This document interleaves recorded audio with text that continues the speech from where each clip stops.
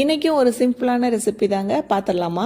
வீட்டில் நிறைய ஃப்ரூட்ஸ் வாங்கி மிச்சமாகி போயிருக்கோம்ல, அதை என்னடா பண்ணுறதுன்னு யோசிச்சுட்டு இருக்கும்போது சரி ஓகே ஜாம் பண்ணலாம், ரொம்ப ரொம்ப சிம்பிளான ரெசிபி தானே அப்படின்ட்டு இன்றைக்கி நான் ஜாம் தாங்க பண்ண போகிறேன். இன்றைக்கி வீட்டில் கொஞ்சம் நிறைய பெரிஸ் மிச்சமாகி போயிருக்கு. இது ஃப்ரெஷ் பெரிஸ் தான், அதை நான் ஃப்ரீஸ் பண்ணி வச்சுருந்தேங்க.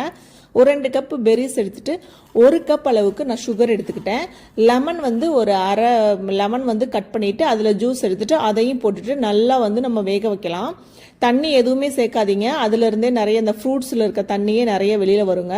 இது எல்லாத்தையும் சேர்த்து நீங்கள் அப்படியே கிண்டிகிட்டே இருக்கும்போது பார்த்தீங்கன்னா இது மாதிரி லிக்விடாக வந்துடும். பெரிஸ் ரொம்ப சீக்கிரமாகவே நம்ம ஜாம் பண்ணிடலாம்.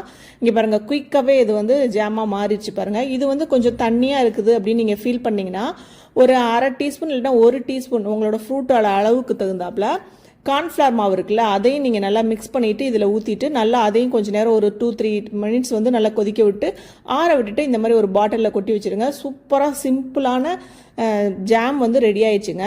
இப்போ பெரிஸ் மட்டும் நம்ம வச்சு பண்ணணும் அப்படின்றது இல்லைங்க. வீட்டில் இன்றைக்கி பெரிஸ் மிச்சமானதுனால நான் பண்ணியிருக்கேன். வீட்டில் நீங்கள் உங்கள் வீட்டில் எந்த ஃப்ரூட் மிச்சமானாலும் பரவாயில்ல, அதை இதே மெத்தடில் நீங்கள் ஒரு கடாயில் போட்டுட்டு சுகர் போட்டுட்டு உங்களோட அளவு சுகர் உங்களுக்கு தகுந்தாப்புல தான்.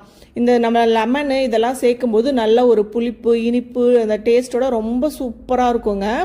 அந்தந்த சீசனில் என்ன ஃப்ரூட் உங்களுக்கு ரொம்ப கம்மியான விலையில் கிடைக்குதோ அதை நீங்கள் வாங்கி நீங்கள் இந்த மாதிரி ஜாம் பண்ணி வச்சிட்டிங்க அப்படின்னா ரொம்ப நாளைக்கு கெடாமல் இருக்குங்க.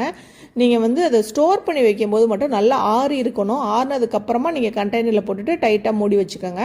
Apple, orange, kiwi, mango, grapes எது வேணால் பண்ணலாம். மிக்ஸ்டு ஃப்ரூட் ஜாம் மாதிரி கூட பண்ணிக்கலாம். இதே மாதிரி குட்டி குட்டியாக கட் பண்ணிவிட்டு நீங்கள் பண்ணுங்கள், ரொம்ப டேஸ்ட்டாக இருக்கும். இந்த வீடியோ பிடிச்சிருந்தது, யூஸ்ஃபுல்லாக இருந்ததுன்னு நினச்சிங்கன்னா இந்த வீடியோவுக்கு ஒரு லைக் பண்ணிவிட்டு நம்ம சேனலை சப்ஸ்கிரைப் பண்ணிக்கோங்க. இதை விட ஈஸியான அடுத்த ரெசிபியில் நம்ம பார்க்கலாம். நெக்ஸ்ட் வீடியோவில் பார்க்கலாம். பாய்.